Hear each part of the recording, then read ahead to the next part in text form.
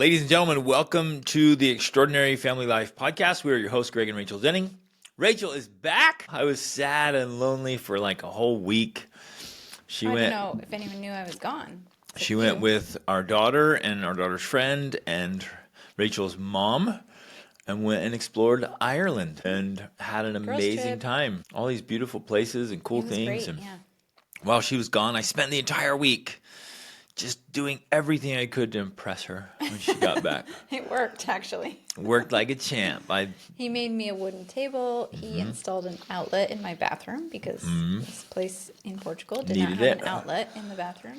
And I finished my sauna. You finished the sauna, yes. Oh, it was all. I had a great. I got a lot of stuff done. I was working with the kids and. It was New Year's break. It was over New Year's. Oh yeah! Happy New Year, everybody! Happy New Year! It's a new year, a new fresh start. So whatever 2024 was for you, successes or failures, celebrate the wins, whatever they were. Learn from the losses or the mistakes, the failures, whatever those were. But whatever you do, my friends, whatever you do not just remain where you are. Mm-hmm. That's one of the worst things we can do in life is just sit down and stay there. It's like, I think it was John Wayne that said, even if you're on the right track, if you just sit there, you'll get run over, right? It's like, you got to get up and move. And, in 25 plus years of voraciously studying peak performance and human development, I found that the best course of action is to commit to change, to commit to level up. So do not stay where you are. Well, it's very interesting because our 17-year-old, who's actually going to be 18 tomorrow, she received a question from a friend, someone that's been on trips with us and stuff, and they were asking like, hey, I start out the year setting goals, I'm all excited, I'm on fire, but 3 to 4 months in, I essentially lose motivation, I lose drive, I forget. And so they were asking her, like, what do you do? How do you stay motivated? How do you actually achieve your goals? And she gave a response, this was on our Ireland trip, that I thought was great. In fact, I made a reel out of it with the caption. And one of the things she said that really stuck out to me, which is very true, it's something we teach, is that you essentially have to make it your way of being. Mm-hmm. I think that's where you really begin to succeed in achieving your goals, is when it's not just about obtaining the goal, it's about enjoying the process. It's about making it part of your habits, your daily routine, your daily life. So it's not just like, oh, I'm going to lose this amount of weight or I'm going to make this amount of money. It's like, this becomes a part of your daily rhythm, your daily routine of healthy eating, exercising, adding value to the world, building a business. Like it's it's identity and a way of being, right? Exactly. So if I wanted to switch, if I'm let's say I was smoking and I wanted to stop smoking, the first and most important thing I do is change my identity. Yeah. Of like, I don't. It's not like do I'm trying that. to quit smoking. It's right. like I don't smoke. Right. I'm not a smoker. I don't do that. And people be like, oh, you want to smoke? No, I don't smoke. Yeah. And they're like, hold up, wait, like last week I saw you smoke. Yeah, I don't smoke. And it's not like I'm stopping, I'm quitting, I'm taking a break. It's like, I don't do that. Right. Or if it's something new, it's like, oh yeah, I work out every day. I do this. You're like, yeah, you've worked out a day in your life. And this is going to come from your own family. Your closest family and friends are going to be the ones like, what? Who do you think you are? You're like, that's who I am. I'm a new person. Right. I am a new person. Yeah. That is awesome and powerful. But it's also just like enjoying the process along the way, because the other thing is too, if you take on too many goals and you make it too big and too much, then it's not sustainable, and then of course you're going to get, like, that's just natural, you're going to give up. It's not that we succeed more at achieving our goals because we have more discipline or willpower or whatever. I mean, yeah, we do. But we've developed that. But really, it's cultivated. Really, the key is the habits. We've made them into habits so that, and they're sustainable habits. We're not writing systems that make it easy. Yeah, we're not working 27 hours. Of course, that's an extreme exaggeration. 27 hours a day is how Rachel gets things done. Right, but you know what I'm saying? I'm not putting in 27-hour days to get everything done, because that's obviously not possible or sustainable. What I'm achieving is doable. It's obtainable because it's a part of the journey. It's a part of the process. It's make it enjoyable. All of those are the keys to actually achieving your goals, rather than this elusive thing people think about what it is that it's really not. Love it. Anyways, that's our little goal setting bit for 2025. Boom. Send it. make this your year. We're gonna talk about more about parenting and leading our kids, raising our families.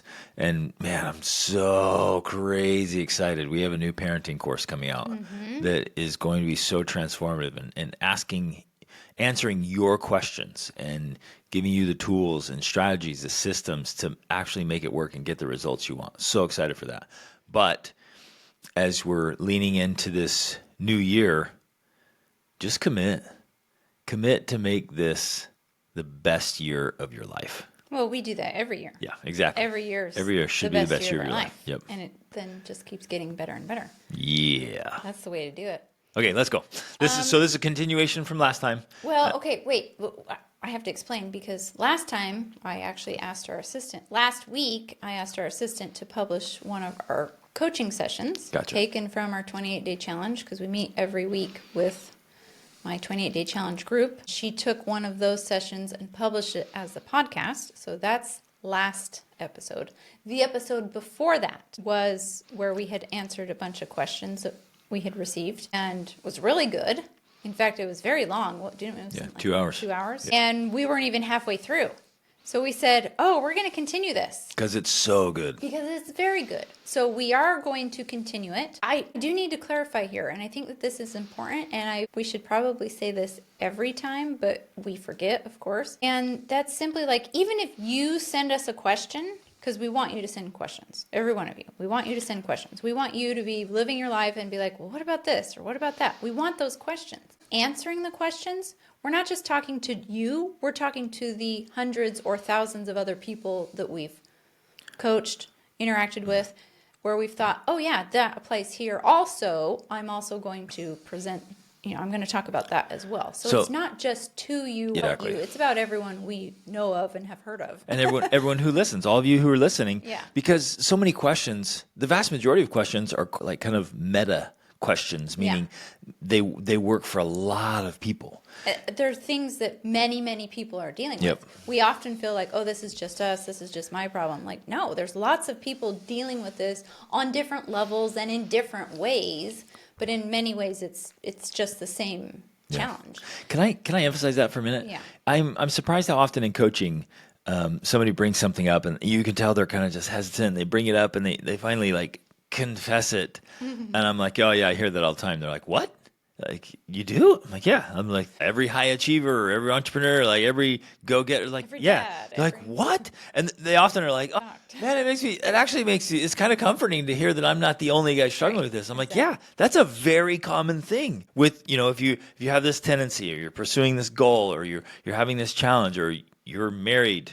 Like if you have children, like there's these common things. And often we feel like we're isolated, like we're the only one. Right.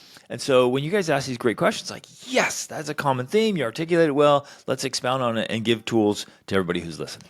Right. And so we are giving answers that apply to, and we might have certain people in mind or certain circumstances or situations we've seen. And so we're talking to this one and this one and this one and this one. It's not just, one person we've got in mind. It's all of these scenarios we've got in mind. And we also...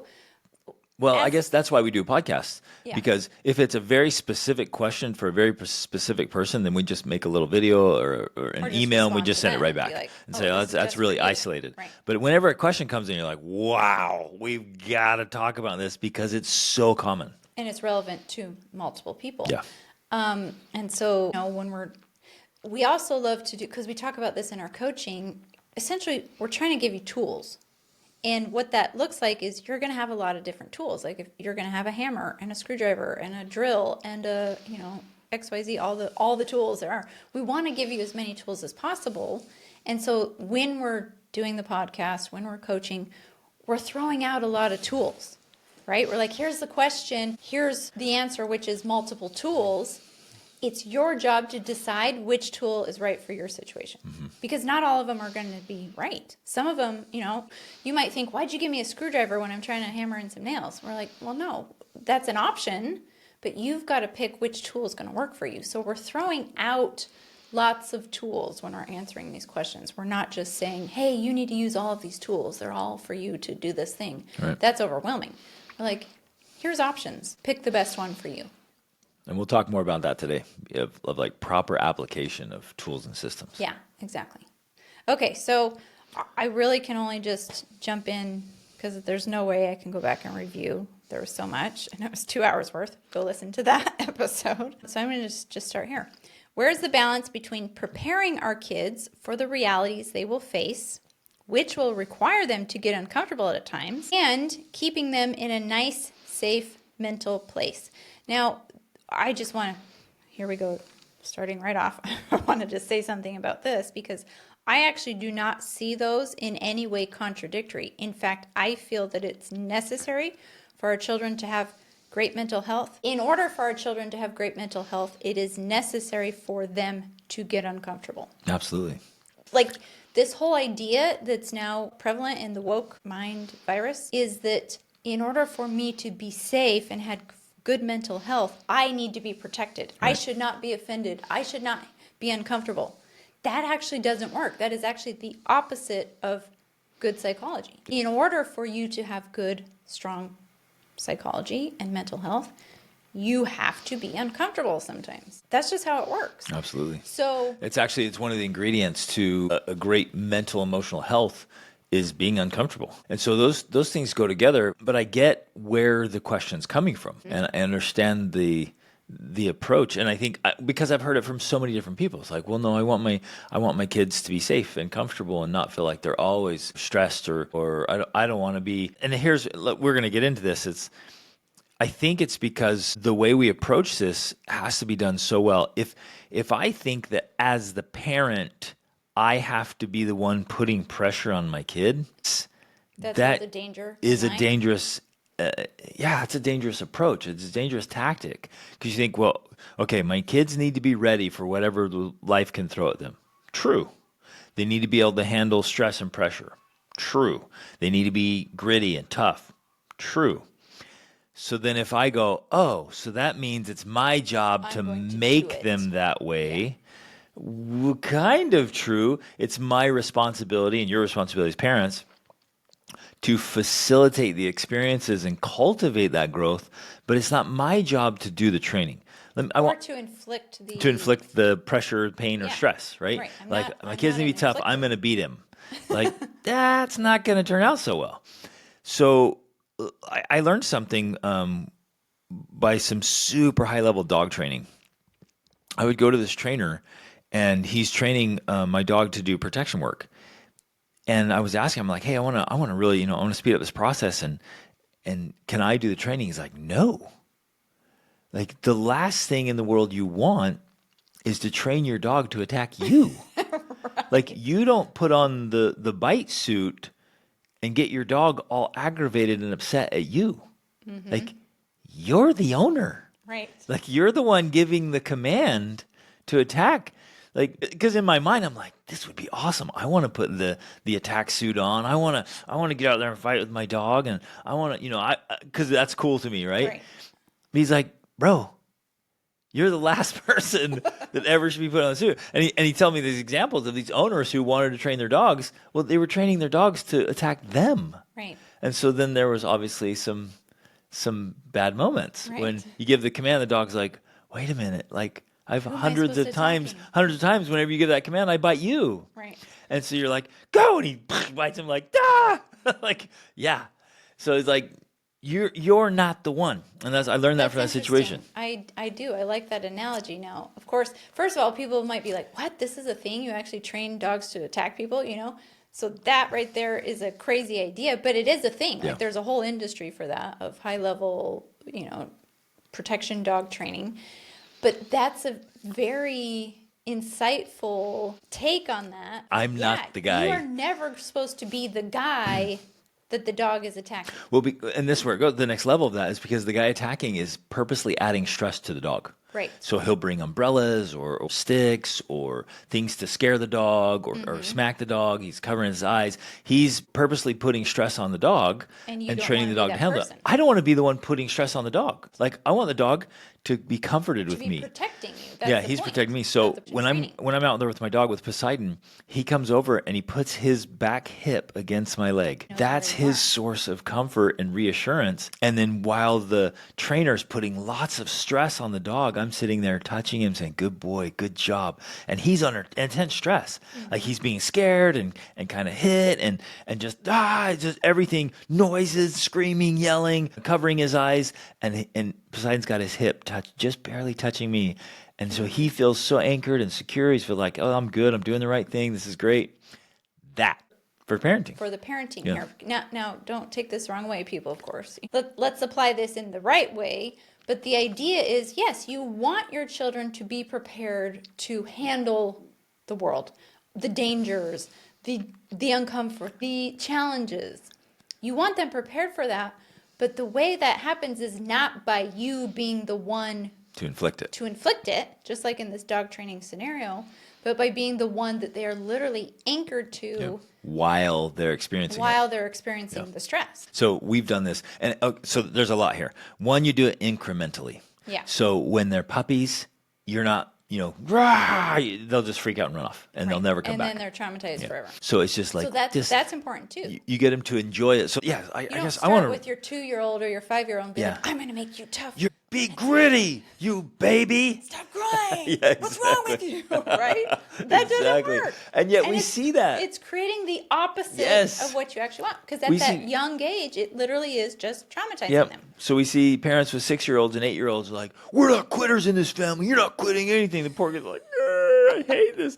And so they hate it. And so they're either resentful or they go through it. They come with all these other vehicles and they end up with other issues later on because you're trying to force them. So it's very incremental. In fact, as a puppy, you're not doing any stress at all. Zero stress. You're just doing fun bite work. So they think this is the funnest thing on the planet, to bite this pad and to play around and which is another great analogy with parenting, because when children are young, that is exactly the approach you want to take. You want to make all the things you want them to do fun and exciting and enjoyable and desirable. Hiking big mountains is brutal. It's so hard. And so when our kids are little, we don't make them do it. They go along the trail and it's fun. And then as soon as they got tired, they would go in my backpack and I would take them up. The fun, not, especially when they're young, you're not like, you will finish this hike. You are going to do it because you're going to be tough. You're like, sweat, child, let your legs burn, you big baby. They did what they could. Yep. And the whole time we're telling them, you're getting stronger. Your muscles are burning. Good job. Keep going. Good job. You're doing great. But when they've reached their limit, done. They're on my back. Okay, great. Yep. Or in my arms. We'll carry you now. Yep. And we're not going to shame you. We're not going to make you feel bad. We're going to praise you for doing what you could do. And we're going to keep it fun and be like, let's do the rest of it together. So the entire experience is hiking is fun. And so literally numberless times my kids would go as far as they could and they were playing with all the animals and lizards and rocks and bushes and sticks. And we'd get them out and play some more. But what they did towards the end is they were on my back or in my arms watching me sweat and struggle and strain. And I remember when they were little, them just looking at me like, Dad is grinding, and I always had a smile on my face, and I was always, I love this. And I glad love they this, were you with guys. you, not Yes, complaining that we're all here or together. carry- You big fat babies, you have to carry you everywhere. I wish you could just We're walk not going more. hiking anymore because you won't even I can't walk. take my kids out into nature because I have to carry them. Like there was one time I carried 3 kids out of a slot canyon in the dark. One of their favorite memories. Well, yeah, one of their all-time favorite memories. Like, Dad carried 3 of us. Yeah, I did. And so what they saw, they had a blast. That was one of their favorite experiences because it was really fun. And when they were exhausted beyond belief, they're like, I'm done. So instead of making it a horrible experience, I picked up the load, which was great for me because I got to burn. And so I carried 3 kids out. I was carrying the baby. They were resting, right? So now they're like, I had tons of fun. Now I'm just sitting in Dad's arms while he carries me back to the car. This is awesome. We love this. We love hiking. And I'm just like, burning, but like I love this, and I'm talking about how much I do love it, and I genuinely do. I love the strain and the struggle, and we it's love part of parenting, taking them on those types of things, and so that has continued. Let me add a couple stories here. It continued to the point where even you took our 13-year-old son. At that time, I think he was 5 when that experience happened. Then he was 13 and hundreds of experiences in between. And lots of experiences and hiking in between. And you took him to the base camp of Everest, and he he went as far as he could. He got sick. He was very sick. You carried him the rest of the way. I think it was like 3 days to the base camp of Everest. And he had an amazing experience. Yeah. And in his mind, it was, this was great. Yeah. Not, it sucks. Never want to do it again. And he's like, I can't wait to go back, and we're going in September. And he's planning to go with us in September to do it again. Yeah. Like, so in his mind, he has this positive association with hiking. Even though it was hard. And doing hard things because we made it a positive experience. We weren't the ones inflicting the pain on him, going back to the dog training analogy. We weren't the ones adding the stress to him. We were there, you in this situation, not me.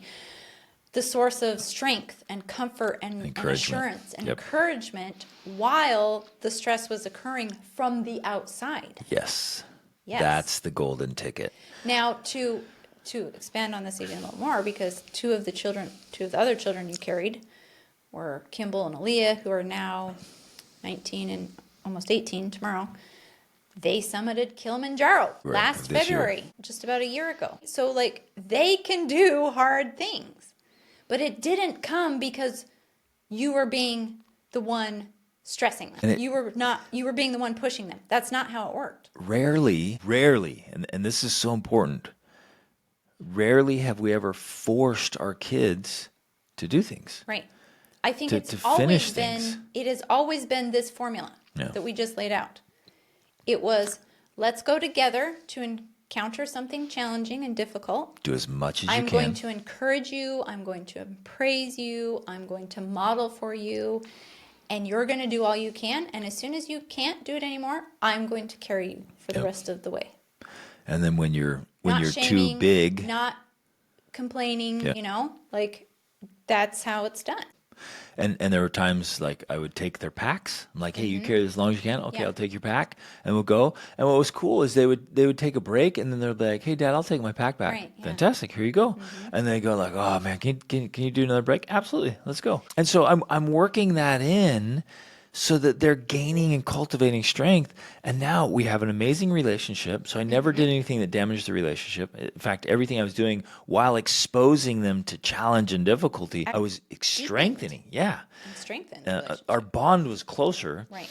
And they kept growing in stamina, strength, endurance, grittiness. And like you pointed out, the desire to do that. Yeah. In fact, I would say without question, all of our children, including our 7-year-old, who's the youngest, like when we're out traveling or doing things, carrying stuff, which is often when we're traveling, moving, whatever, they are willing to help, to participate, to do all they can, to carry the bags, to bring in the groceries, to all of those things. It's like they want to do those things because it's not something we have forced, it's something we have modeled, encouraged, praised, and recognize that when you reach your limits, we respect that. I think that part of the reason this is, and this is why it can be so challenging, is because we did talk on it before, I think, about developing self-awareness. We've helped them to develop their self-awareness so that they know what their limits are.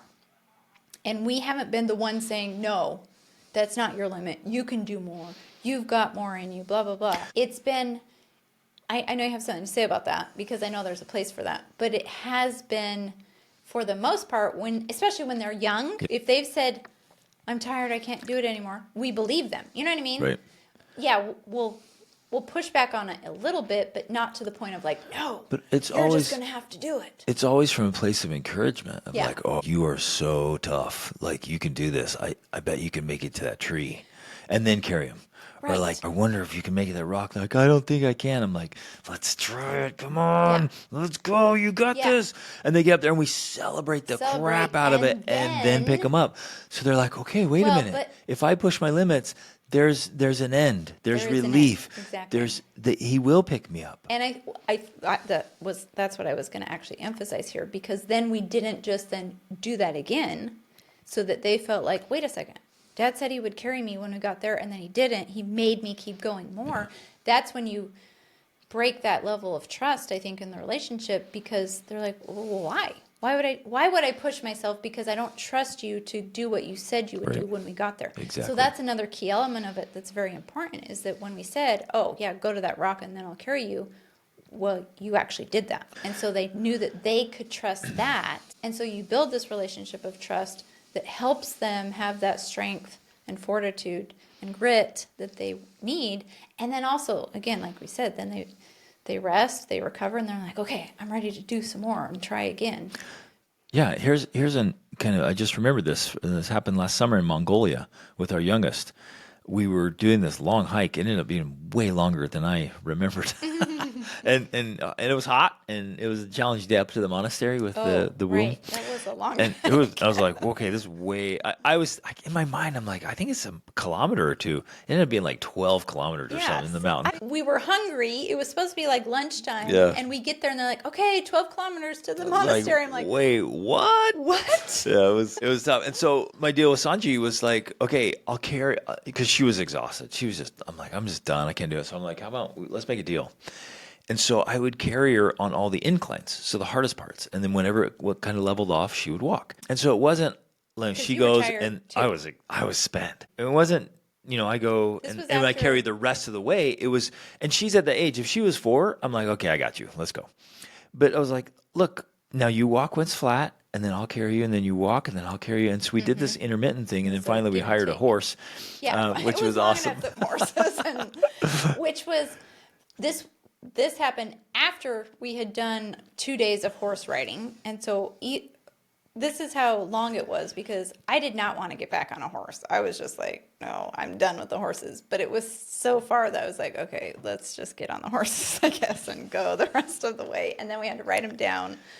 And it was just long. But you're right. It was this give and take of like, okay, because I'm also tired here too. Yep. So, we're going to have to compromise and help each other out, because I also can't carry the whole load. So we're also not saying you have to be superhuman and, do everything. It's but you should be a super dad. Yeah, you should. And you should, this is one of the reasons why you have to work out, why you have to train. Well, moms too. Like, yeah, if you have chubby babies like we did, you got to carry those little chubby things everywhere.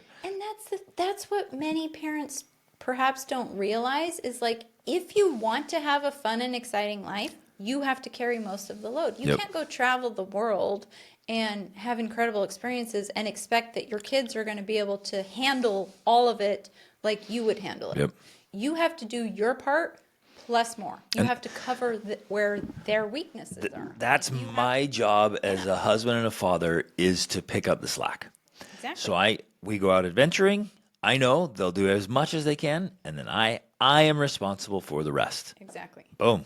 That's great. Now, if I take on the responsibility, but I'm grumpy and I'm unpleasant and I'm stressed and I'm angry and bitter and reactive, like a lot of good dads are, it's like, guess what happens? The wife and the kids hate vacations. And they hate hiking, and they hate whatever they're doing. Dad gets so stressed, and he's always I'm being bitter. And then they want to travel without you.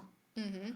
Or they dread vacation, or there's like, let's not have a vacation because you'll just be grumpy about all the work you have to do. Mm-hmm. So we have to pick up the extra slack, the extra load, and be pleasant about it. Like everything we're talking about right now for how to get our kids to be able to handle stress and pressure, we have to make it attractive.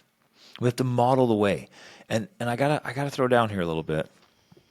If you listeners are not personally doing really hard things on a regular basis, but you're telling your kids to do it, they see right through that crap. And it's just a bunch of hypocrisy.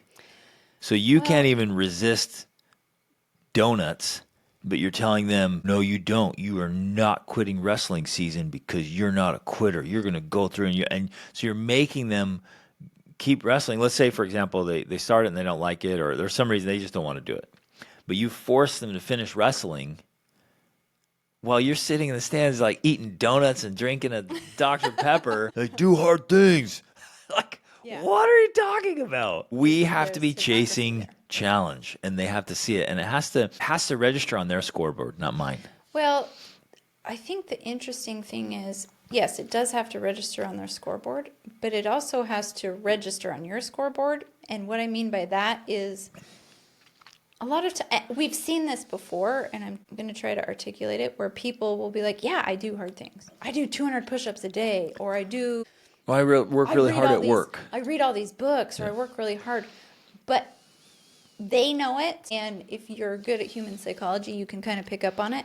They're actually avoiding the things that they know for them are their kryptonite or their weakness. Or the big fear, or their dragon, fears. Their monster, their abyss, whatever that is. And so that's the really challenging part, because I know, at least from my own experience, if I'm not actually facing and doing the things that are hard for me, right, then I'm actually not walking the walk or talking the talk. Like I'm not living it. I'm saying it and I'm doing it and telling them, but like I can never. That's such a great point. I can never tell my kids to like, hey, toughen up and go talk to people and make phone calls, because I know that's my weakness. And so until I'm doing that, and I'm getting better at it, I am. I can't be preaching that to them. And in fact, there's a lot of things I can't be preaching to them, even because of that little thing. Like I have to be facing my own fears and building my own muscles that are weak, right? Metaphorically, in order for me to actually be living the message that I'm trying to teach to my kids. I love it. It can't just be in a few certain areas. Yep. You can't just be like, well, yeah, I'm doing it in these things. If I'm not doing it in these other things, and I know I'm not, I'm living in hypocrisy. And your kids will know you're not too. Yeah, because they see it. You teach who you are. You can't hide that about yourself. It's there, no matter what. That's so powerful, so profound. Okay, let's keep going. Okay, that was like the first sentence. Okay, so how do we help them face the uncomfortable times but keep them in a safe mental place? It's really a combination of the both. I'm sure the answer is some form of, well, we have to prepare them for the real world while at the same time building and fostering a healthy self-esteem through a positive, uplifting, non-judgmental environment where they see mom and dad constantly leveling up and obviously want the great life mom and dad have versus what their friends have. Sounds easy, right? That is what we have tried to do with our kids, and so far it's worked very well. I'm happy with how all my kids have turned out. But it doesn't come without a lot of bumps and bruises. My plan once we started homeschooling our kids was this. I'm going to raise kids that become professional athletes, run their own businesses, get into Harvard, but won't need Harvard because they will be so successful in their endeavors that they won't need all the stupid formal education that the world thinks is so important. And they go on to have the most amazing family lives the world has ever seen. All because of the great things they learned at home and because of the amazing mentorship of books, mentorship from great people, and most importantly, from mom and dad. But as Mike Tyson says, we all have a plan until we get punched in the mouth. My spouse and I got punched in the mouth a lot, and we still get punched to this day. It didn't take my kids long to realize that not everyone raises their kids with the same habits and beliefs that we did. The same emphasis on constantly leveling up and facing challenges for the point of growth. And at times, those other teachings from other people can seem pretty good to kids, especially when it comes in the form of, hey, it's okay. It doesn't matter if you do well or you are even prepared. In fact, you can't be prepared. Just love God, be happy, let His plan play out. Nothing we really do matters. Just believe in God's plan for your life. Love Him, and your life will be filled with love, joy, and fulfillment. No pressure, no chance of failure. Gosh, Mom and Dad, why can't you guys be more like that? Wow. Good. Very insightful. I'm so grateful that that was articulated out, kind of spelled out like that, and kind of paint the picture of a real scenario where our kids are growing up and they're seeing what happens at home, and they're hearing what's being taught at home. But then they're also seeing what's happening in their community, in their church, on their sports teams, or in the choir, in the orchestra, then their friends, and then their peers, and now social media, which is literally international. So now they're seeing all these people get on. And what's tricky about social media especially is there's no behind the scenes. Mm-hmm. And so they can get on and they can see, oh, this, that, and the other, blah, blah, blah, blah, blah, blah. And in less than 30 seconds. Yeah, and it's like, wait, whoa. And people get on and post, and there's so much fakeness and facade and masks on social media where, they just portray, oh, all I do is this, and it's amazing, and they don't see behind the scenes just a total train wreck of a life. It's a dumpster fire. Mm-hmm. And so you're right. So our kids are being exposed to all those things. So and I love the ideal there of like we bring our kids home, we're doing home education, we're pursuing excellence and greatness in all kinds of ways. We want our kids to be healthy and wealthy and happy. We want them to get a world-class education. We want them to be entrepreneurs and business owners and leaders and just have this incredible life. That's great. My vote is we keep those ideals. Yeah. Keep the ideals. So then as we're going along, we're like, well, wait a minute. How do we actually get those results? Because we can have the ideals and we can all be delusional. Every one of us could be delusional. We bring our kids home and do home education and whatever and think this is going to be great. And then we end Then up. it's not. Yeah. No education, no manners, no social skills, and nothing. At some point along the journey, I think that's the case. Like, that's just a part of the journey as well. Where Right. You're like, And it's not working. And he points out so well, it's like you have this great plan and then you get punched in the Punched face, exactly. right? And you're like, okay, well, there we go. And so, and that's absolutely true. That happened to us. Like, we're like, Yeah. well, it's going to be just like this. And like, smack. Well, Like, okay. we've often talked about how, because you and I decided to homeschool before we had children. Yep. We read a book about it, and we're like, oh my gosh, we're going to homeschool. And then there's this whole series of books out there by Glenn Doman about teach your baby to read and teach them all these other things when they're babies, you know? And I thought, that's what we're going to do. Yeah. And then, of course, our first daughter was dyslexic, and we were like, there goes our plan. Boom. Like, we got punched in the face. We Our got blindsided. We're such book lovers. Right. Like we are bibliophiles to the extreme. And our first daughter couldn't read. Yeah. It's like, oh, what So we had what to- an awesome reality check. The universe is like, smack. We're going to homeschool and do all these things, and our children will be reading before they're 4 and, you know, yada, yada, all this. And then, yeah, she could hardly read at all until she was like 9, 10, or 11. And so we were just like, okay, There goes our we plan. have to rethink everything we thought Yeah. because that's not how it works. That's not life. So we get it, Yeah. and that's not the only time that's happened to us. Of course, it's happened multiple times on our own homeschooling journey and Well, and everything parenting journey. with health and fitness Traveling, and travel, everything. and I business, think all it's of just it. it's a common thing in undertaking this journey of life. Business. Yeah. We quote started businesses that weren't businesses. They were more like really expensive hobbies. We just Exactly. wasted so much time and money because we had no clue about what it meant to run a business. None. Right. And so we kept getting kicked in the teeth. So I think So the two fact major that things. that happens doesn't necessarily mean that your ideals are wrong. Right. Or that they can't be achieved. Or that they can't be achieved. Now, what it can definitely mean is that the way you're doing it is Has to wrong. change. So because, like with us, we could have said, "Oh, our daughter has dyslexia. Oh, well, I guess we'll just have no expectations for her. We'll remove all of our ideals for her education. In fact, we should maybe just put her back in school so the experts can deal with her." No, we thought, okay, great. How can we still help her get a great education while working with the reality of her having dyslexia? Exactly. And so instead, we took a different approach. We included lots of audiobooks. We included, things that worked for her so that she could develop and grow. And then early on, we developed this idea of just helping them to develop their own unique strengths and interests, helping them decide what it is they want to do, what they're interested in, what they want to learn, what they want to study, and supporting them in that rather than like, no, this is how it's going to be. This is what you're going to do. Right. I'm deciding. Right. And lay out those paths and a path for each kid. So what it required from us is iterating, Yeah.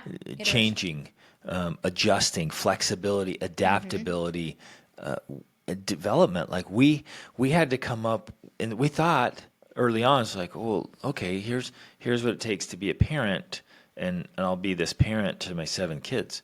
Well, that's not how it works. If you have 7 kids, you have to have 7 sets of parenting skills because each kid is different, right? Yeah. And education is different. And then business, if you can't just have a simple set of business skills. You got to figure out like what works where. And then business, the economy changes and markets change. So you're constantly changing, adapting, adjusting. That's where I guess the 2 things come to mind when I'm thinking through this. Number 1 is we have to adjust.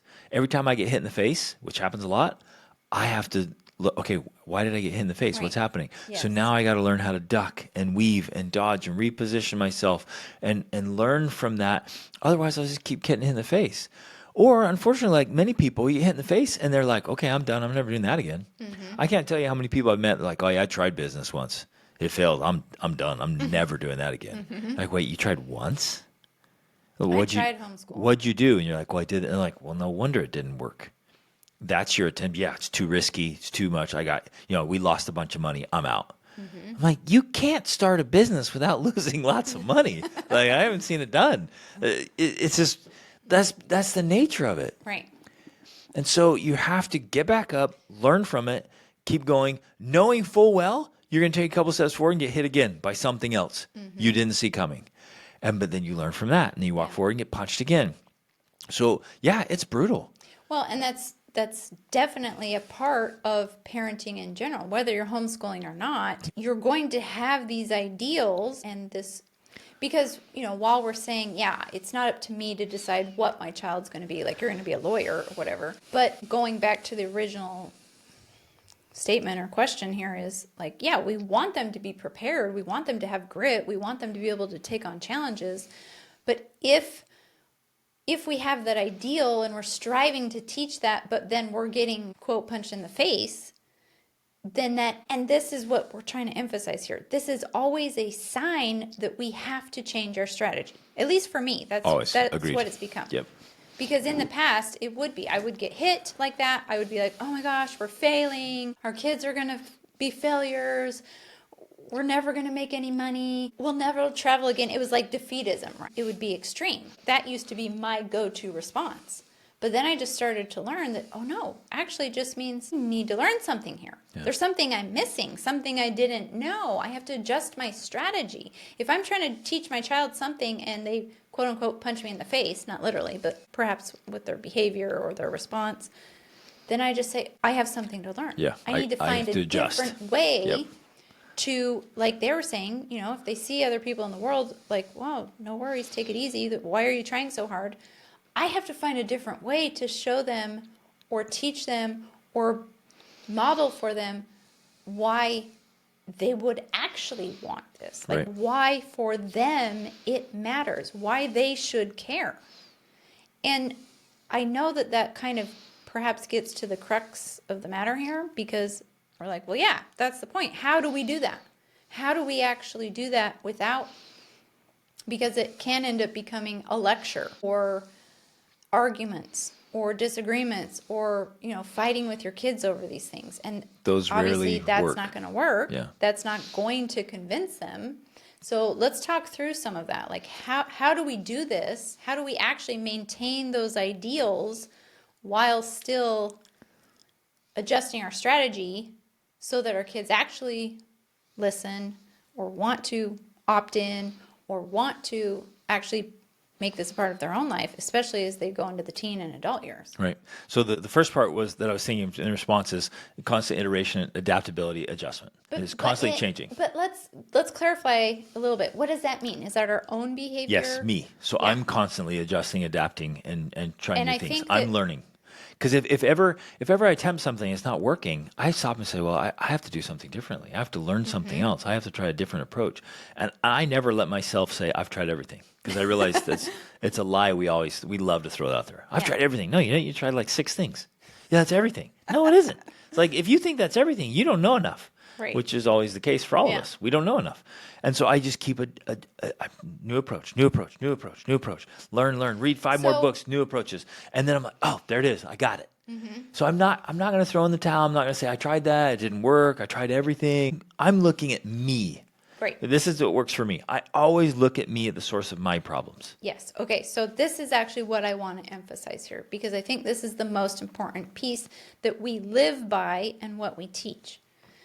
If we are facing any problem in our life, and that could be with our children, that could be with our business, our finances, our health, we always turn inward and say, what am I doing to create this problem? Right.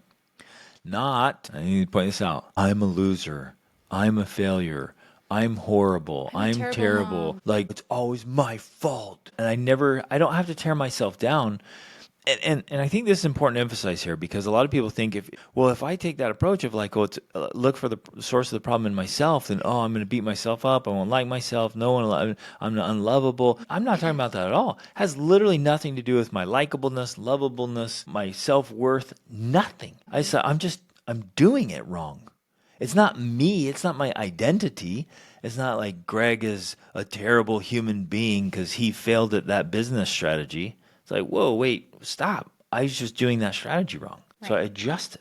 I adjust it and I keep adjusting. I keep learning. I'm learning from experts. I'm not taking advice from people who don't have the results I want. And it's Right. like, I'm going to go ask my neighbor, Bob, what he thinks about marketing. He's like, I've never done any marketing, but let me tell you what I think. So, like, without beating myself up, Yeah. without lowering any of my own self worth or self esteem, Well, I'm looking for something I can do differently. right. I feel to me it's actually the ultimate source of power Absolutely. besides God, when we take individual responsibility, we are taking full power. We're actually taking all the power into our control. And that's where true power lies. As long as we continue to blame our child and be like, it's their fault. The reason we have a crappy relationship is because of them. Or the reason I failed is because of the economy. As long as we continue to place blame in other areas, we're literally giving away our power. Yep. So for us, in order to achieve, accomplish, do everything we have done and continue to do, it's by taking that power back by saying, first of all, what did I do to contribute to this? Because no matter what happens in the world, there's always something we did or did not do to make it worse. Yep. Right? No matter what happens to us, somehow we made it worse by our actions. And then what can I do to make it better? Really, that's essentially what we're constantly doing. So in any situation like this, it's like, okay. And so when we're talking about iteration, that's what we're talking about. What power do I have in this situation? If I'm talking to my child, I'm trying to convince them that having high ideals, pursuing this life of excellence is what they want to do. How can I iterate that? How can I say it better? How can I use a different tone? How can I change the way I say it? How can I Model it better. better? That's the big one. How can I improve my relationship with them so that they will want to listen to me? Yep. How can I spend more time with them? How can I encourage them more? How can I XYZ? On and on and on and on. Inspire In them and small earn their ways. respect. Yeah. That's the second piece for me that I want to get to. Is like if my kids aren't listening to me, and by listening, not like they sit there and hear me and nod their head, but like they believe me and live by it. That's how I know my kids are listening, when they, of their own will, do it. Yeah, When my they kids act it live out it in the world. yes, on their own. On So their not own. like just because I'm watching and I'm threatening them, but like on their own, without me even around, they get up and they do it. I'm like, they listen to me. I have legitimate influence with my kids because they're doing it. So now, if my kids hear me say one thing and they hear some rando on social media or a friend or a peer or whatever, they go and say something else. If my kids are more inclined to believe them than to believe me, I have to come back and look at me. I have to look Right. at, because if I don't live the message, I suck as the messenger. That is so important. And if I suck as the messenger, then my kids are going to question me all endlessly, and they're going to willingly believe somebody else. Yeah. So then if they're like, well, Dad, you just work so hard, and this other person, like, they just are taking it easy. I'm like, great, let's talk about that. Let's play that out. And I have to have the power of persuasion and conviction. I have to easily be able to convince my kid. I mean, to me, that's easy. Like, bring anybody to me and be like, nah, man, they don't need effort. Just take the easy life. Just party, have fun. I'm like, okay, let's walk down that road. Let's play that out right now. And the core element here is that results don't lie. And so if my kids see my results, they're undeniable. And here's why. Because I hold myself to the silent film test and a results test. Would my results and a silent film test hold up in a court? Would the jury convict me of living by what I teach and believe? So if I'm telling my kids this and it was taken to court, would they be like, okay, yeah, wow, Greg actually works out and eats well and enjoys it and sets a good example. Okay, yep. I think, though, we have to add this element because it's such a key to this. Because if we did all of those things and we had a normal life like most everyone else out there, I could easily see how our children would be like, why, Dad? Why are you trying so hard? Why are you working out so much? And why is our diet so restrictive? Because we're just the same as Jim Bob down the street. So why? Why are we taking all this extra effort and pain and struggle and suffering? Like, there's no point to it. But in our case, because our children have seen us, they've literally seen you carry people off mountains. They've literally seen you save lives. They've literally been carried by you. Yeah, my kids, the guy there was a rock slide up on a mountain, 60-pound adult man. I carried him off that mountain, Yeah. and they carried his gear. Right. And they were walking down with me like, okay. So they had all their own gear, and then they carried his gear. Yeah. And they watched me carry him. And watch you carry him. And so they're like, okay, this is legit. This is real. This is where it counts. Yeah. Besides the fact that it's not just like we have this normal life. And so when you're saying results don't lie, they're looking at our life and they're seeing the results. We've traveled. I just hit my 60th country. We've traveled to 60 countries. That's awesome. You're I didn't more know than that. Yeah. Ireland. Babe, my I've 60th never country. been to Northern I know, Ireland. I know. Oh. I'm taking a trip next weekend. Solo trip. Nope. We've traveled to 60 countries. We make great money working from home. We do work that we love. We have an incredible life. Well, we have and a charmed life, as my own mother likes. We impact a lot of people. We impact people for then they good. come on our trips, and they come stay, and they come to our events, and they come to our retreats, and they come to our resort. And our kids have been watching that for years, over a decade.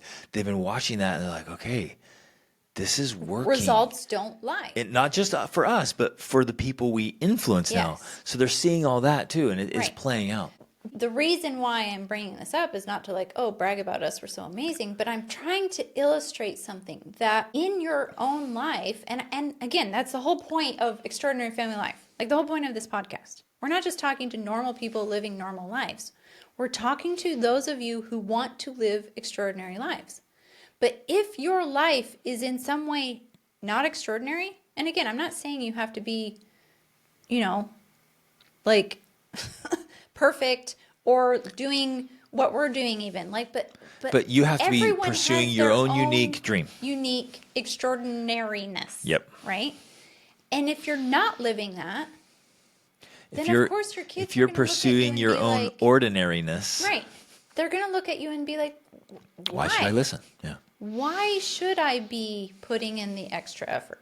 Why should I be doing all these things you're saying? We have an ordinary life just like they do, except ours Exactly. is harder and more work. So Yes. what is the point? Yes. Oh, it's so good, So, Rach. so as you're talking about this is what's coming to my mind. It's like, okay, yeah, you're right. If our kids are beginning to doubt or wonder, like, what's the point of all this effort? Because you're not any different than the neighbors, mom and dad. Then that lessens our influence because they are legitimately asking why Yeah. all the extra work. There's no reason to put in all the extra work if we're really just going to have the same results. ordinary life. Yeah, and the same mediocrity. Right. Now, I'm thinking of examples of friends I know that, they live in the neighborhood and drive the car and whatever, but in their bank account, they've got millions of dollars. And they let their kids know that. So they're like, Well, we because some people live don't in the let neighborhood. their kids know it. Right, because And they then hide it. They hide it, Yeah. and then it is like, well, why? What's the It's point? like, yeah, what's the point? We live like everybody else. Like, because they don't say anything. You're like, Right. yeah, it looks like we live like everybody else, but I So- can run a marathon. I can go do an Ironman. I'm just saying hypothetically. I don't know that I could right now. I couldn't. But hypothetically, you might be like, well, I can go do a triathlon right now. I've got, X millions of dollars in my account right now. I'm donating this to this organization and doing this and So on and the- on and on. the And I point read is- 100 books this year. Right. You're like, so, I might look on the outside, we might look like everybody else in the neighborhood, but no. The point of why you're mentioning this is that we do, and we believe that you need to, for lack of a better word, brag to your kids. You need to show them why they should listen to you. Yeah. And if you think that that's wrong in some way, well, you need to rethink that, Right. especially if you don't have the influence you want with your kids. They need to know Well- why they should listen to you. And the reason they should listen to you is because you have results they want. If you're doing it very well, you don't have to say anything. It's like Saint. Well, you might say it, He but said, in "Preach, passing. preach the gospel at all times, and if necessary, use words." Right. And so you might just say it in passing. If I do all my training in the morning before they get up, I'm going to tell them.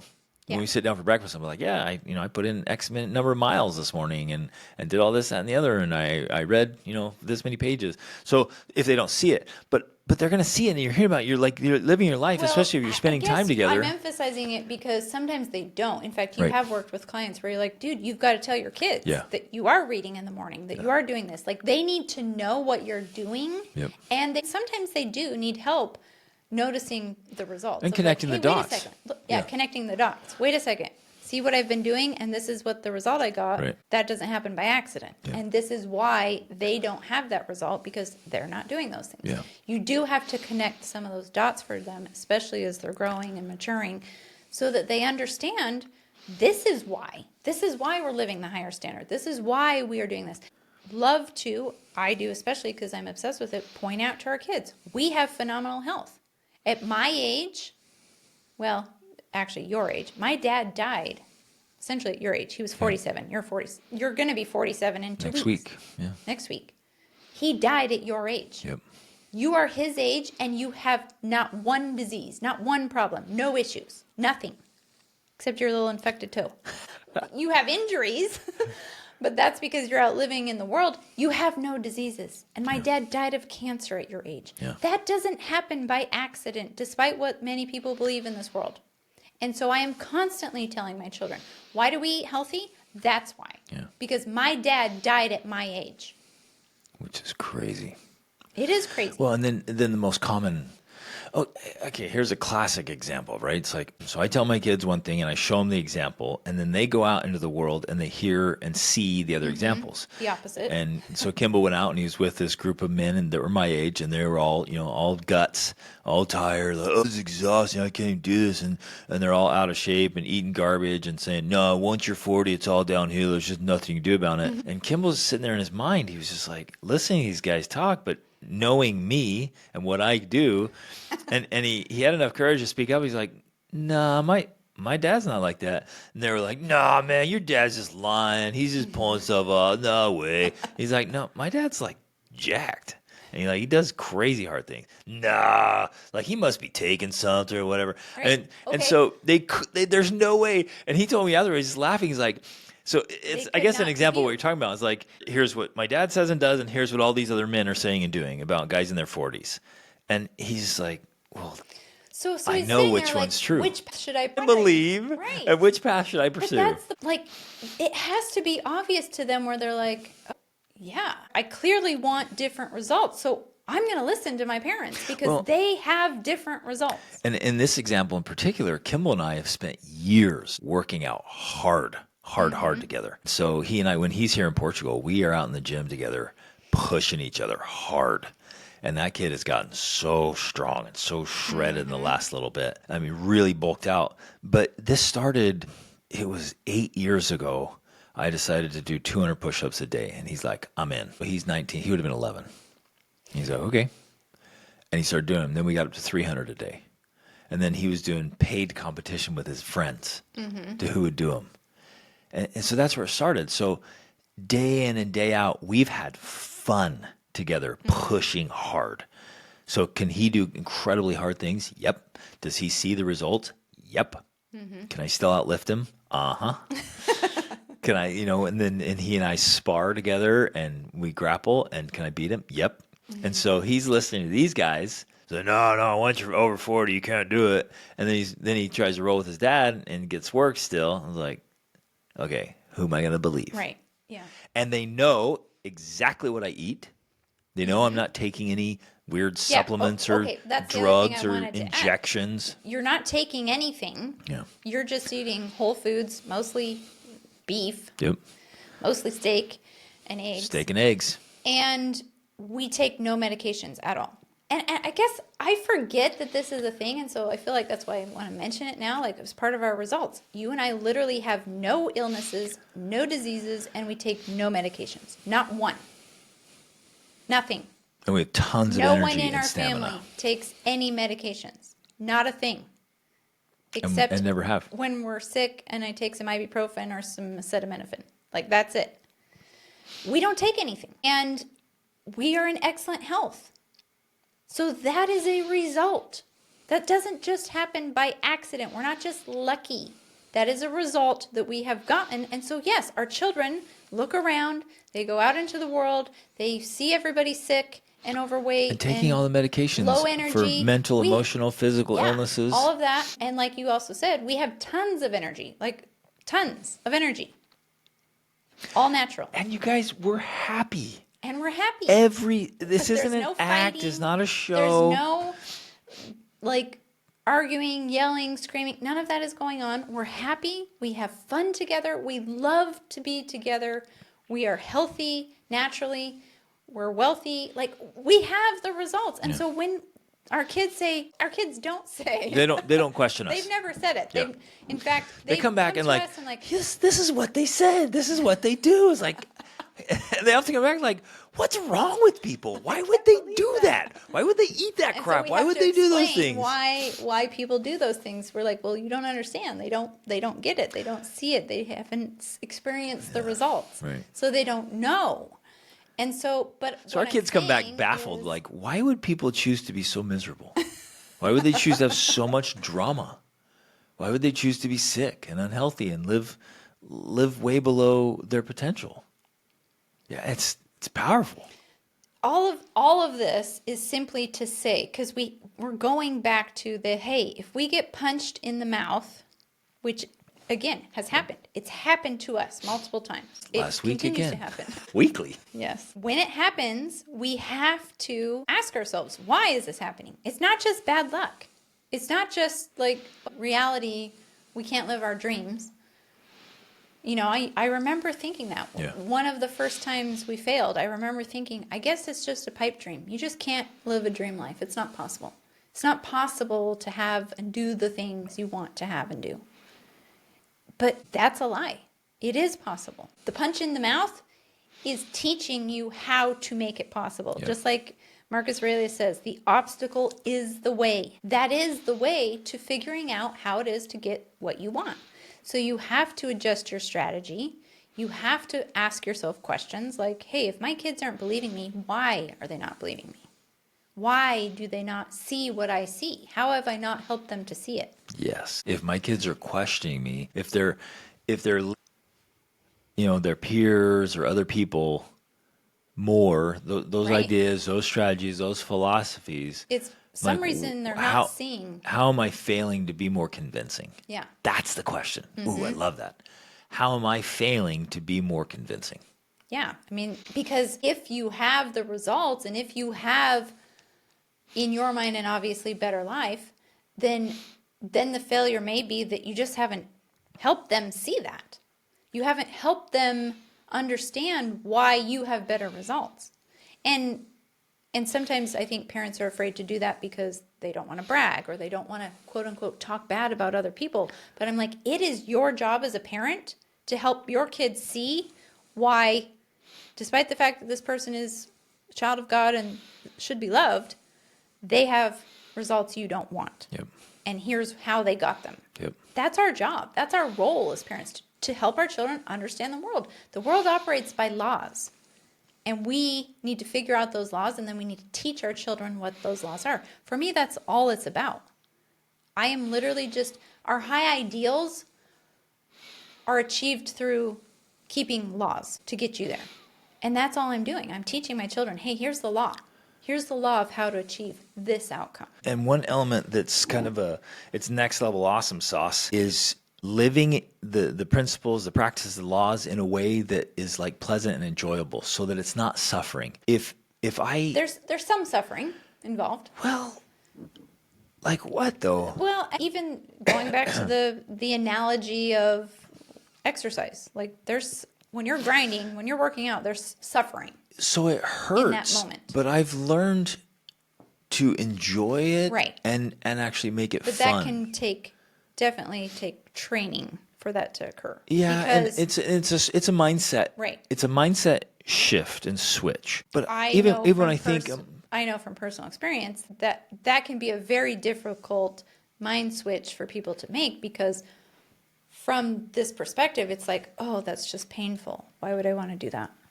Why would I want to submit to that suffering and sweat, right? So, and that happens not just in working out, but in a lot of things, in eating or building a business or even having conversations with your kids or with your spouse. Like, it all appears as some sort of suffering. unpleasantry. Right. So I guess this is what I want to hold up as an ideal. There's a place where the discomfort of hard things Can become enjoyable. is But the so irony, like though, I can do a cold plunge and I'm having a blast. It hurts, but it's like, okay, when we were up in Norway in winter and we're with all the kids, everybody, and we're in there, especially with my boys, with Parker and Kimball, we were in there. like 2 or 3 minutes. It hurt so bad. Your whole body's it's just snowing outside screaming. and you guys are swimming And we in were the ocean. 225 miles north of the Arctic Circle at night. Oh man, it hurts. And we were having a blast. And then we were doing backflips off the top. I mean, we're having this great time in pain.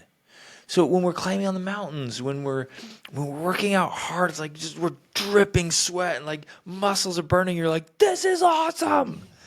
And I guess that's what I'm saying. There's this spot. And food, for example, is like a lot of people are like, it's this burden. I can't drink soda and eat junk food, and I just have to sit here and eat the steak and these eggs and We've never done that. In fact, our kids come home like, I miss home cooking. This food is so good and so good for you. There's no burden there. There's no like, oh, our lives are so sad and horrible because we don't eat, seed oils and sugary Sugar things. and candy. But it's worth it, kids. Endure to the end, because in heaven we'll be blessed for our sacrifice of not drinking all the fizzy water.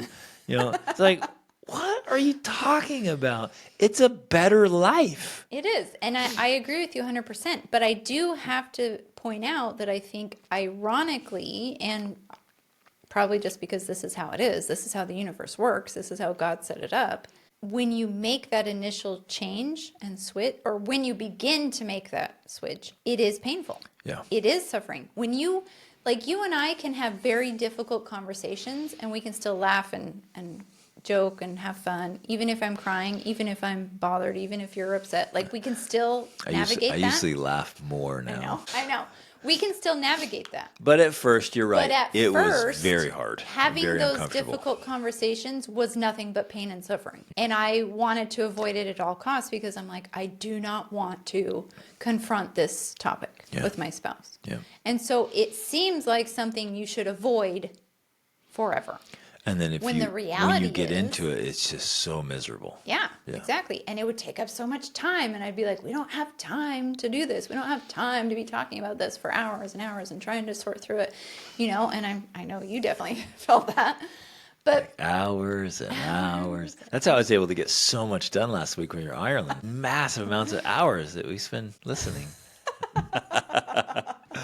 Oh, my point was, it used to be unenjoyable. Maybe it's still unenjoyable for you. No, now I laugh about it, and not that I'm laughing at you, but I get it now. But you're not just talking about difficult conversations. You're joking about just but the difficult ones were like, we wanted to avoid them because they were so unpleasant. Just like someone might avoid working out because it feels so unpleasant. It's always more painful in the beginning. Yeah. So I guess that's an excellent point. Right. So when we start having those difficult conversations, we start addressing all of our inner issues, all the emotional stuff from my past, the fact that I'm out of shape. I start working out. It's so hard. Everything's harder in the beginning. But I was just thinking, while you're talking about difficult conversations, once you start working through them, and you resolve them for good, and there's fewer and fewer and fewer skills of resolving them. Right. Well, and there's less of them. Yeah. So now I'm like, I can't remember the last time you and I had an uncomfortable, awkward conversation about something. I mean, you probably have it all written down and remember. Let me check my diary. But it just doesn't happen because you get good at it, because you face it, because you work through it. Like it just goes away. And I think part of the reason is because we have the skills of doing it, so it's resolved quicker. So it feels like less of a deal, where I remember it used to be like, maybe days we wouldn't talk, or we'd be bristly or cold or distant. And that doesn't happen anymore because we're able to resolve something within minutes or hours at most, right? So it becomes like the famous quote, like that which you persist in doing becomes easier for you to do. Not that the nature of the thing itself has changed, but that your ability to do has increased. Exactly. Like you become better at doing those things. But yeah, at first it is way hard. It is hard to have those conversations. It's hard to start working out. It's hard to talk to your kids and inspire them and do all of these things, but you have to do it. And do it with a smile. And that's the only way to get better at it, is just by doing it. Yep. Love it. Okay, let's wrap right there for today. There may be more. Well, there is actually just one little paragraph. I mean, maybe just go for it. touch on it really quick and we'll be good. Let's see. Greg taught me about the power of thoughts. While we may try to teach those lessons to our kids, they don't often receive those lessons as well as we would like. Sometimes not at all. Then Pause right there. Okay. So that's what we already touched on. Is like if it doesn't land, like I can tell if the kids are like, and then they go on, I'm like, it didn't land. The seed wasn't planted. It's not like, I am going to approach this differently. I'm going to tell a story. We're going to watch a movie. We're going to read a book. I'm just going to keep going until I'm like, oh, they got it. Mm-hmm. So I'm never going to say, here's the mindset I want them to have. Here's the idea. Here's the belief. Like, teach it to them. But if I get clear, I'm like, look, my kids have to know this. Then I'm going to keep doing everything I can until I know it is cemented in there so hard that they can wander off into the... In fact, I have often thought of this. If I die today, would they be good because they have the framework? And I'm like, yes, they would. I know it. So if I was no longer in their life from this day forward, would they know this thing and live by it? Yes. Then I know it's landed. If that hasn't landed, I take it on it's my responsibility to keep trying until it does. Right. Yeah. So he says it doesn't work out, or they don't. Oh, no, I'm going to keep going. Basically, I'm going to say that's on me. I'm going to keep iterating until it does. Yeah, because this is just normal. This is a normal part of parenting. Like, you're like, I'm going to teach my kids about this because it's so important, and they don't receive it, or they don't get it at all. Yeah. Mm-hmm. Yep. That's what happens. So, and that's happened to us many, many, many times. The point is, we just don't give up. And not that we're annoying about it or we keep lecturing about it or whatever, but we get creative about it. We iterate, like we say. We keep changing our approach. We're like, let's do this. Let's try that. Let's do the movie. We just keep trying and trying. I keep looking for examples everywhere. Yeah, looking for examples in real life, with their friends, with the neighbors, with your, there's examples around you. You just have to make them obvious for them and say, hey, that thing we're talking about, that's what I mean right here. You just saw that play out. Yes. That's what happens. And when we're as effective teachers, we make it so obvious that they can't deny it. And in fact, even so obvious that they can't not live it, and we know we've won. And I won't stop until that's just obvious, where my kids just get it. And then anybody can come tell them otherwise, and they'll be like, yeah, right. Okay. Then when the challenge comes up, they're unprepared as we knew they would be. Now, okay, in my line of thinking, I just see this as an opportunity. This isn't a failure. This is like, oh, this is a way for me to help them learn this lesson. This is perfect. This is God's way in the universe conspiring in their favor. They now have an opportunity for them to learn this lesson because they're unprepared. I tried to teach them. They didn't get it. They were unprepared. Now they get to learn real life consequences. This is a good thing. Yeah. I don't see this as a bad thing. Right. I see this as a good thing. Unless I would see it as a failure on me if I just told them once and then they didn't get it. Yeah. I'm like, just telling them, right. It doesn't work. It never lands. But if you've been trying to teach it and try to teach it, and then they receive a real world consequence because they didn't get it, there it is. Great. Now you get to learn it on your own. Yeah, so that's a good thing. That's a positive thing. That's not it's not a bad thing. Then we have to watch them struggle all over again and wonder what we could have done to prevent the pain we see them going through. That's true. Well, so we both get to learn. Yes, and here's the thing. While I know firsthand that this is hard, it's actually good. Like, our children need to struggle. They need to experience pain. It's not fun. We don't want to watch our children experience pain. But unless they do, they don't actually learn. And for me, that's coming back to at the very beginning with the dog. If one of my kids, as they're getting older, they're experiencing hard things, they can back over and lean up against me. I'm like, I'm here. I got you. Here. You're good. This hurts. Pain. This is tough. Here's how we're going to walk through this. And they feel that certainty and security. Then they can handle the stress and the pressure. I'm not bailing them out. I'm not clearing the way in front of them. I'm not sheltering them from the pain. But nor am I going to sucks to be you, or push them into it. And exactly. I'm part of the stress. No, I'm not playing that part. But I'm not going to be enabling either. Right. And I personally believe that, and of course this can't happen in all ways, because it will always continue to happen through life, I think even into adulthood. But the more often they experience some of this while they're younger and can learn some of those lessons, the better off they will be as they get older. Absolutely. They'll be more prepared because they were allowed to fail and struggle and experience the pain while they were young, so that then they are more prepared when they're older. Now, of course, I think that continues to happen on different levels throughout all of life. Right.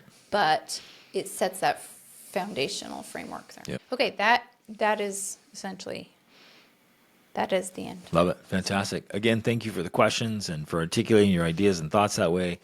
You guys, thanks for listening. Thanks for caring. Thanks for trying to be extraordinary parents. Yeah, and for taking the challenges and facing the discomforts and trying again and failing and getting up and trying again, and for willingly standing up to be kicked in the teeth and punched in the face, because that's life. But what other option do we have? I mean, that's my attitude, at least. What other option do I have? Settle for mediocrity? No thanks. If it means that I have to stand up and be punched in the face and then get back up and get punched again, it's something else. I'm not going to keep getting punched by the same thing. That's my own fault if I do that. But if I get up, I learn from them, I adjust, I move forward, and bump up against something else, great, there it is. It's part of the journey. And I used to dread that. I used to fear it. Oh, great, there's just always going to be trouble and problems and difficulties. Why? Why don't I just take it easy? No way, that's lame.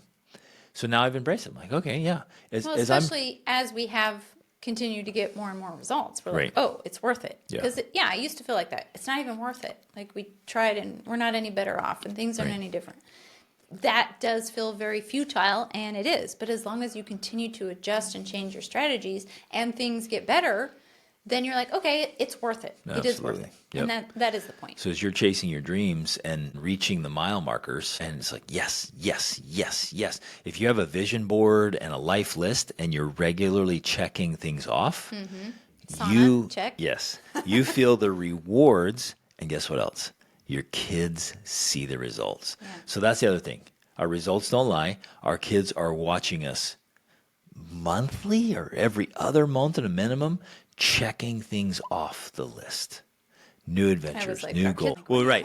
But I'm just saying, they'll see us achieve things that they know we've been talking about, they know we've been pursuing, they see our vision boards, our life lists. And again, back to this kind of bragging idea, because I want you to see how this can be very natural. We were traveling through Morocco just right before Christmas. We took a little quick family trip, and on my laptop I got on and I checked my Facebook ads, and I was like, ooh, exciting, look how well my Facebook ads are doing. I spent this much, I made this much while we're traveling. And so my kids are like, wow, okay, Mom, look at you go. You know, that's just a small way, very natural.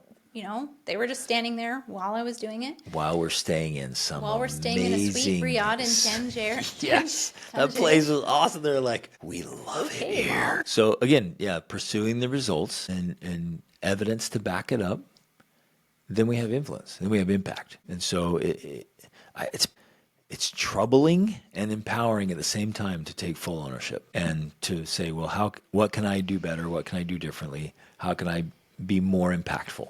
And that's how we get things done and get the real results, especially with our kids. Love you guys. Reach upward.